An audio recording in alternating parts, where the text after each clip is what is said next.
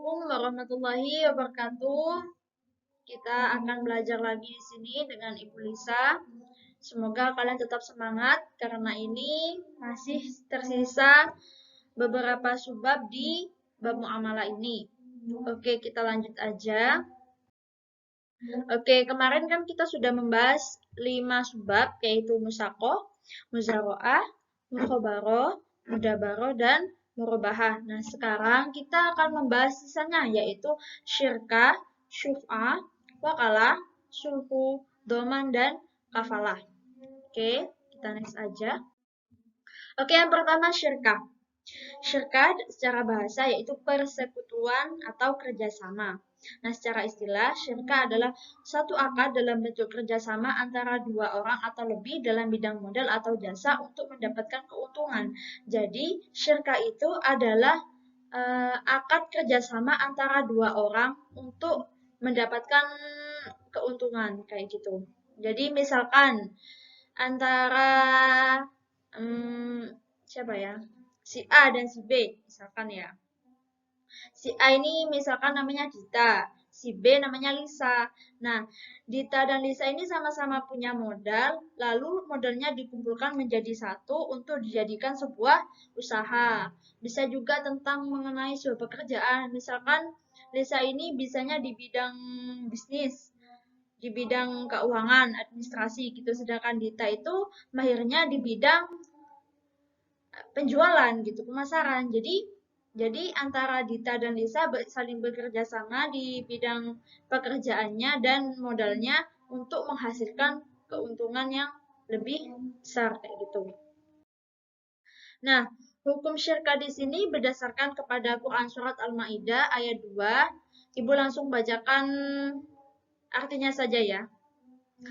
Nah, artinya itu, dan tolong menolonglah kamu dalam mengerjakan kebajikan dan takwa, dan janganlah tolong menolong dalam berbuat dosa dan pelanggaran, dan bertakwalah kamu kepada Allah, sesungguhnya Allah amat berat siksanya. Quran surat Al-Maidah ayat 2. Jadi, berdasarkan ayat ini, kita sangat dianjurkan untuk bukan dianjurkan ya, kita diperbolehkan untuk melakukan akad syirkah seperti ini dalam berbuat kebaikan. Jadi kita bisa saling tolong menolong antara satu sama lain, dan dalil ini mendasari sebuah hukum syirkah yaitu mubah atau boleh. Nah, di sini ada 4 macam syirkah. Yang pertama yaitu syirkah inan. Nah, syirkah inan ini yaitu syirkah harta di mana seseorang yang bekerja sama di bidang permodalan. Kayak contohnya Ibu Dita dan Ibu Lisa itu sama-sama punya modal lalu disatukan. Itu namanya syirkah inan. Dan yang kedua yaitu syirkah amal. Nah, syirkah amal ini terkait dengan pekerjaan yang berbeda atau sama lalu disatukan kayak gitu. Misalkan Ibu ini ahli di bidang administrasi dan Bu Dita di bidang pemasaran. Lalu kita bekerja sama untuk menghasilkan bisnis yang lebih baik kayak gitu. Itu syirkah amal. Dan yang ketiga yaitu syirkah muafadah atau persamaan. Jadi terkait modal, kerja, tanggung jawab itu harus sama takarannya kayak gitu. Yang keempat syirkah wujud. Nah, syirkah wujud di sini adalah syirkah di bidang bisnis serta memiliki reputasi yang baik. Jadi syirkah wujud ini merupakan syirkah yang apa ya? Yang hanya bagi seseorang yang ahli lah di bidang bisnis dan reputasinya itu sama-sama baik. Jadi terkait penghasilannya itu enggak apa ya? Enggak beda gitu, sama gitu. Nah, beda dengan syirkah amal. Nah, kalau syirkah amal tadi kan tergantung kepada sejauh mana kemampuannya dan pendidikan atau pekerjaan yang dimiliki oleh seorang yang bekerja sama. Misalkan ini contoh syirkah amal ya. Misalkan saya itu sebagai administrasi dan Bu Dita di bidang pemasaran. Nah, kemampuannya itu lebih baik mana? Nah, nanti gajinya itu ditentukan kalau yang lebih baik itu dapat gaji yang lebih banyak kayak gitu. Nah, beda dengan syirkah wujud di sini. Kalau syirkah wujud otomatis penghasilannya nanti sama gitu. Begitupun dengan syirkah yang lain kecuali syirkah amal. Nah, ada rukun-rukun syirkah yang harus dipenuhi. Yang pertama, anggota yang berserikat. Jadi harus ada 2 atau lebih. Kalau cuma satu bukan syirkah namanya. Dan yang kedua, pokok-pokok perjanjiannya itu harus jelas ya. Harus ada perjanjian. Yang ketiga harus ada akad, yaitu ijab kabul. Nah, syarat di sini syarat-syarat syirka dibagi dua, yaitu syirka harta dan syirka kerja. Yang pertama, kalau syirka harta itu modelnya harus jelas atau dapat diuangkan. Yang kedua, bila ada dua jenis barang hendaknya dicampurkan. Gitu. Misalkan dari saya itu apa ya? Pokoknya sekiranya itu barangnya itu harus berbau lah, nggak bisa dibedain karena akan menjadi milik bersama gitu. Yang ketiga, baligh, berakal dan merdeka.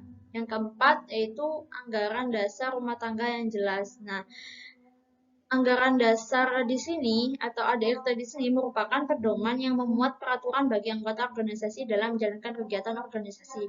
Jadi harus ada panduannya gitu. Nah, panduan itu harus jelas dan akan mengatur jalannya kerjasama seorang yang berakad syirkah. Selanjutnya yaitu syarat syirkah kerja. Nah, ada 4 ya. Nah, syarat syirkah kerja ini berlaku untuk syirkah ya syirkah amal gitu, muafadah dan wujud gitu. Yang pertama, penghasilan atau upah yang didapatkan menjadi milik bersama kayak gitu. Yang kedua, bila anggota memiliki profesi dan tingkat pendidikan yang sama, maka penghasilan juga sama gitu. Ini untuk syirka yang mengandung pekerjaannya. Dan yang ketiga, bila anggota memiliki profesi dan tingkat pendidikan yang berbeda, maka penghasilannya juga berbeda gitu. Nah, yang keempat, perbandingan penghasilan atau upah ditentukan suatu akad. Nah, selanjutnya adalah hikmah syirkah. Yang pertama, terciptanya kekuatan dan kemajuan khusus di bidang ekonomi. Jadi ekonominya akan lebih berkembang gitu. Yang kedua, pemikiran untuk kemajuan perusahaan bisa lebih mantap. Karena apa? Kalau orang bekerja sama, otomatis penghasilannya juga lebih banyak dan banyak ide-ide yang akan dituangkan dalam perusahaan itu tadi, pekerjaan itu tadi. Nah, yang ketiga, semakin terjalinnya rasa persaudaraan dan solidaritas untuk kemajuan bersama. Dan yang terakhir adalah syirka banyak menampung tenaga. Jadi kalau kerja sendiri kan cuma satu ya, otomatis rezeki yang didapatkan cuma dimiliki oleh satu orang saja. Namun kalau melakukan akad syirka, otomatis orang yang bekerja banyak, penghasilan banyak, kayak gitu. Nah, selanjutnya ada yang namanya syuf'ah. Syuf'ah secara bahasa yaitu menggabungkan atau memadukan. Secara istilah adalah keberhakan rekan sekutu, mengambil bagian rekan sekutunya dengan pembelian untuk mencegah kemudorotan. Jadi, syuf'ah di sini yaitu apa ya? Pengambilan secara paksa, bukan paksa ya. Tapi pengambilan secara paksa itu menggunakan pembayaran, yaitu dibeli gitu. Contoh misalkan Dita dengan Lisa itu sudah berakad syirkah. Nah, mereka memiliki rumah. Rumah yang sebelah kanan itu ada 2 kamar, sebelah kiri juga ada 2 kamar.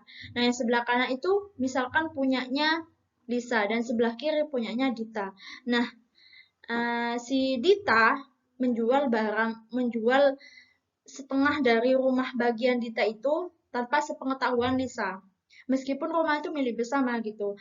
Nah, si Dita menjualnya kepada misalkan namanya Zidan. Dita menjual rumah itu kepada Zidan.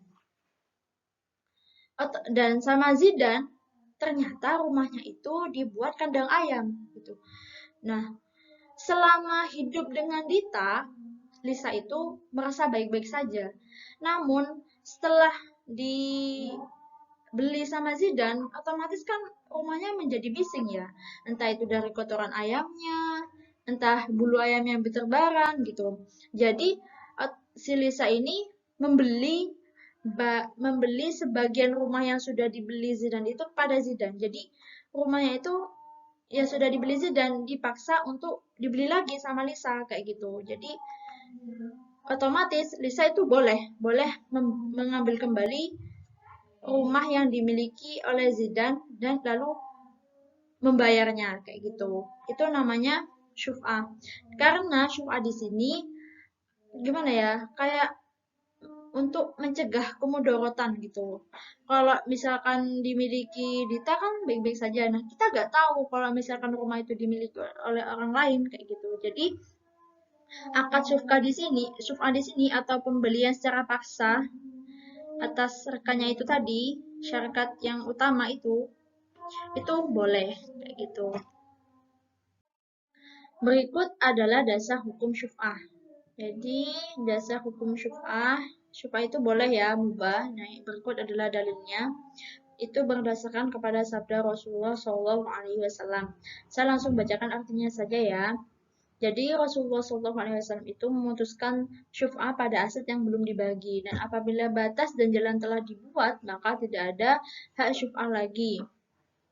Hadis riwayat Bukhari. Jadi syuf'ah itu boleh diaplikasikan dalam kerjasama, terkhusus pada aset yang belum dibagi. Kayak contohnya rumah itu kan jadi satu kayak gitu. Nah, apabila batas dan jalan telah dibuat, maka tidak ada hak syuf'ah lagi gitu. Misalkan rumahnya jadi satu dan satu gitu, jadi nggak bisa gitu. Jadi harus jadi satu.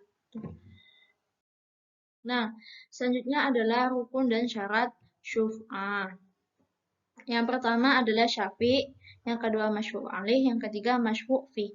Nah, syafi' adalah orang yang memiliki hak syuf'ah, yakni mitra lama yang berhak untuk membeli barang syirkah dari mitra baru. Gitu. Jadi syafi' ini orang yang memiliki hak syuf'ah.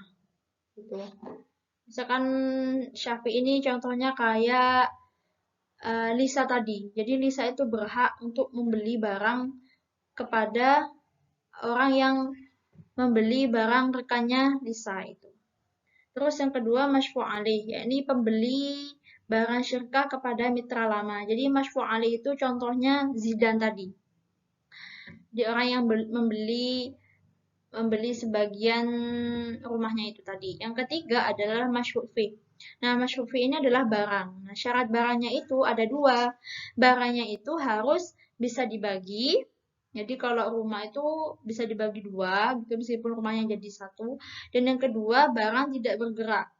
Maksudnya tidak bisa digeser-geser kayak bangunan dan rumah gitu, sawah itu boleh. Tapi kalau misalkan barang itu bisa bergerak kayak sepeda motor, nah itu nggak boleh.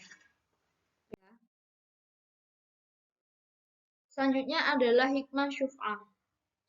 Syuf'ah ini mengandung beberapa hikmah ya. Yang pertama yaitu mencegah terjadinya pemusuhan karena hak kepemilikan. Jadi nanti diperjelas lagi gitu di akad syuf'ah. Yang kedua adalah menolak kemungkinan adanya bahaya dari orang asing. Jadi kemungkinan bahaya dari si Zidan tadi itu akan berkurang gitu. Nah, selanjutnya adalah pewarisan syuf'ah. Ini berdasarkan menurut 3 pendapat ulama. Menurut Imam Hanafi, hak syuf'ah tidak dapat diwariskan dan juga tidak dapat dijual. Sedangkan menurut Imam Malik dan Imam Syafi'i, syuf'ah dapat diwariskan dan tidak batal dengan kematian. Tuh. Jadi syuf'ah ini bisa diwariskan menurut Imam Malik dan Syafi'i. Kalau misalkan Imam Hanafi tidak bisa diwariskan. Terus selanjutnya adalah wakalah. Wakalah secara bahasa yaitu mewakilkan. Secara istilah adalah mewakilkan atau menyerahkan pekerjaan kepada orang lain agar bertindak atas nama orang yang mewakilkan atas waktu yang sudah ditetapkan. Contohnya nih, contoh aplikasi wakalah. Misalkan saya membeli gorengan di suatu pasar. Nah, saya itu waktu itu berangkat sama Dita, misalkan. Nah, Lisa itu sudah bayar ke penjual gorengan tadi. Nah, Lisa menyuruh Dita untuk mengambil gorengan di warung gitu. Lalu, tapi Lisa itu ngomong sama Dita, Dita tolong wakilkan gorengan saya ya di ibu itu karena saya sudah beli dan saya sudah bayar kayak gitu. Nah, si ibu-ibu penjual itu juga harus tahu kalau misalkan gorengan yang mau diambilkan oleh Dita itu merupakan suruhan dari Lisa kayak gitu. Contoh lain kayak misalkan hutang. Misalkan saya punya hutang kepada Zidan. Nah, di sisi lain Dita punya hutang ke saya, jumlahnya sama, misalkan 5.000 gitu.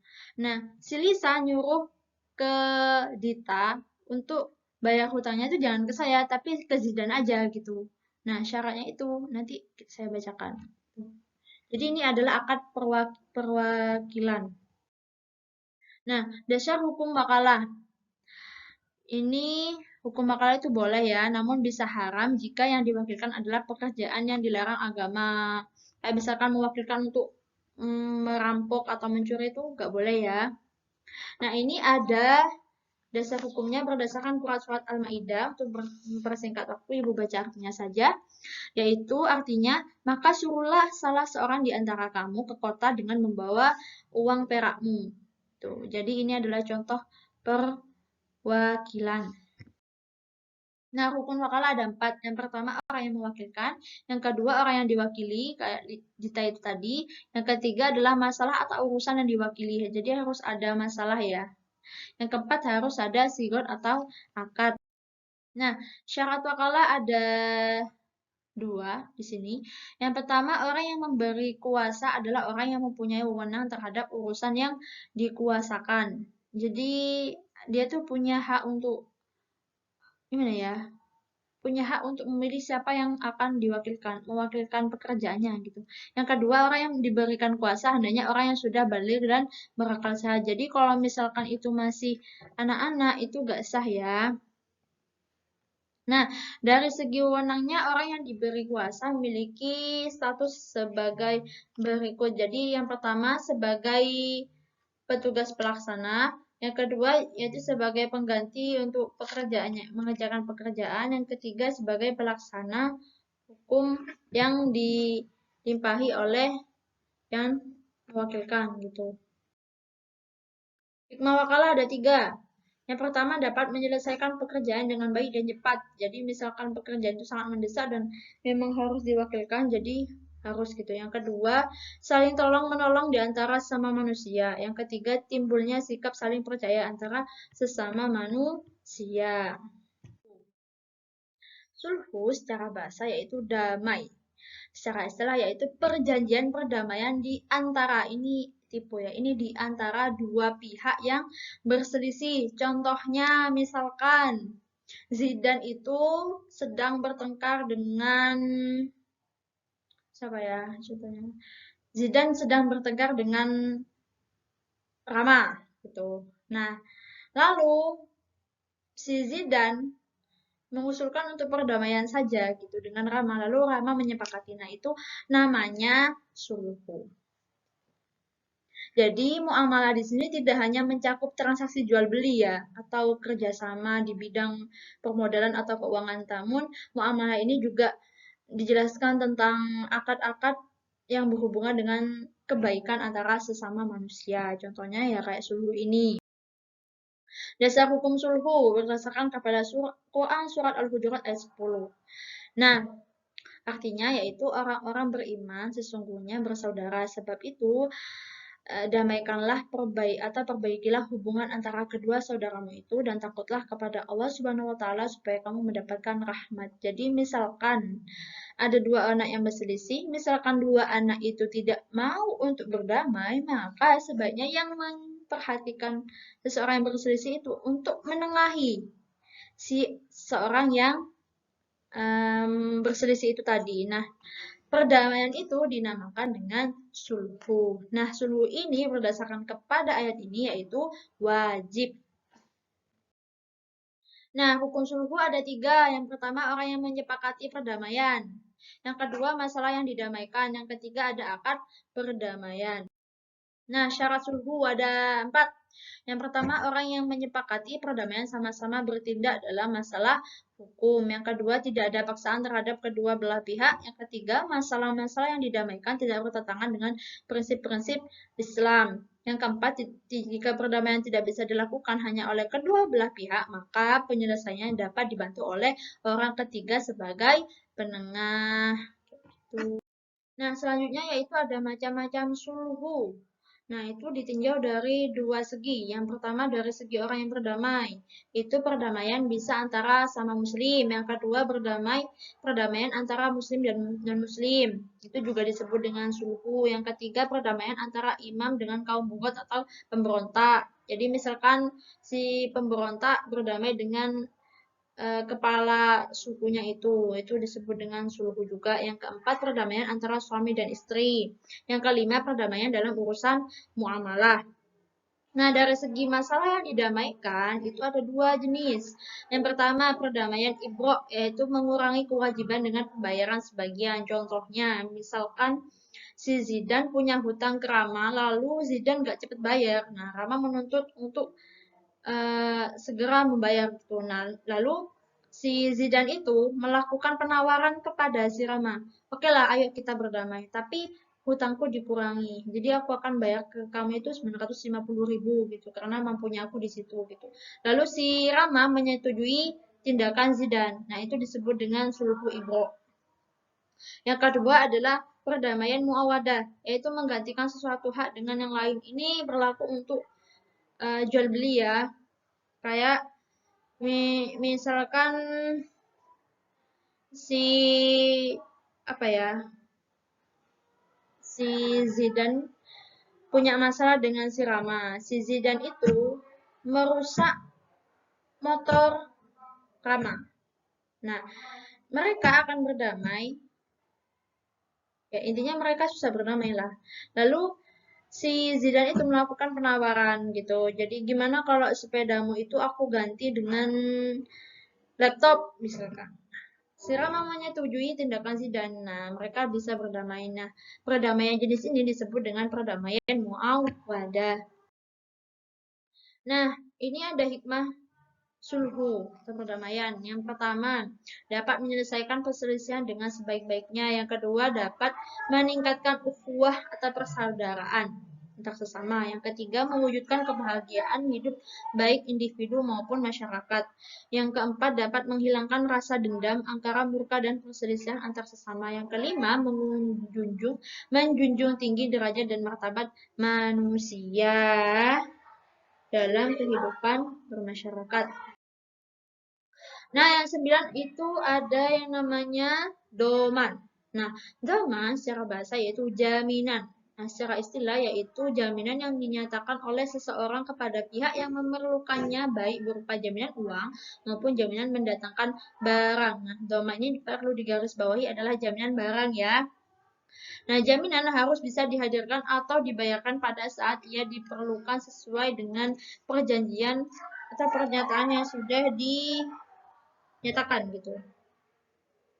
Contoh dari doman ini yaitu pegadaian gitu. Jadi saya saya ke pegadaian mau hutang sekian. Nah, jaminannya saya itu yaitu berupa emas. Nah, kalau nanti tapi itu nanti ditentukan tempo untuk membayar itu. Nah, kalau saya nggak bisa bayar ke pegadaian, maka emas saya itu diambil oleh pegadaian. Gitu. Doman hukumnya yaitu boleh atau mubah. Dasarnya yaitu berdasarkan kepada Quran Surat Yusuf ayat 72 yang artinya penyuruh-penyuruh itu berkata kami kehilangan piala raja dan siapa yang dapat mengembalikannya aku akan memperoleh bahan makanan seberat beban unta dan aku menjamin terhadapnya. Jadi ini adalah contoh doman ya. Jadi kalau orang di contoh ini, kalau orang bisa menemukan piala raja, maka itu mendapatkan jaminan yang akan diberikan kepadanya. Next. Rukun doman ada 5. Yang pertama orang yang berhutang. Yang kedua orang yang berpiutang. Yang ketiga orang yang menjamin pembayaran hutang. Yang keempat barang atau uang. Yang kelima lafal jaminan. Syarat doman ada 6. Yang pertama, orang yang menjamin harus balik berakal atas kehendak sendiri. Yang kedua, harus ada hutang barang yang dihadirkan atau orang yang dihadirkan harus jelas baik ukuran, keadaan, jumlah serta waktunya dan tetap keadaannya. Jadi, jaminan atau barang yang akan menjadi jaminan itu tidak boleh berubah-ubah. Contoh yang bisa berubah kayak sepeda, itu kan bisa berubah ya bensinnya. Jadi barang yang harus jadi jaminan itu harus utuh dan tidak bisa berubah. Kayak contohnya ya emas tadi. Yang ketiga, jaminan tidak mengandung penipuan. Yang keempat, jaminan tidak merupakan kewajiban orang yang menjamin. Yang kelima, jaminan harus pasti. Yang keenam, masing-masing pihak tidak boleh berkhianat.